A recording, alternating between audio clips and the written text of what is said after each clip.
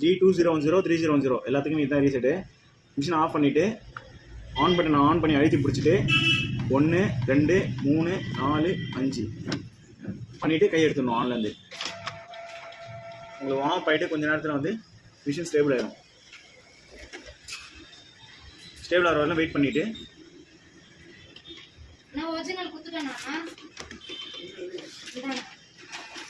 Stable ஆனவுடனே 1 2 3 4 5 இப்போ நீங்கள் இந்த பட்டன் அழுத்தும் போது இந்த ஆரஞ்சு லைட்டுக்கு மாறி மாறி எரியணும்.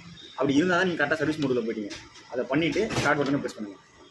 ப்ரெஸ் பண்ண உடனே உங்களுக்கு பிரிண்ட் அவுட் ஒன்று வந்து பிரிண்ட் அவுட் அடிக்கும். பிரிண்ட் அவுட் அடித்து D-00.0 ஒரு பிரிண்ட் அவுட் வரும். அப்படி வந்தால் ரீசெட் ஆகிடுச்சுங்க.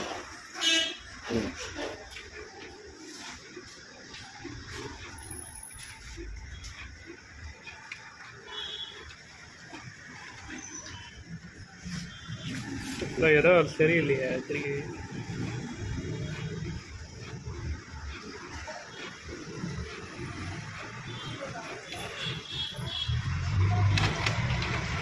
இந்த மாதிரி பிரிண்ட் அவுட் வந்ததுன்னா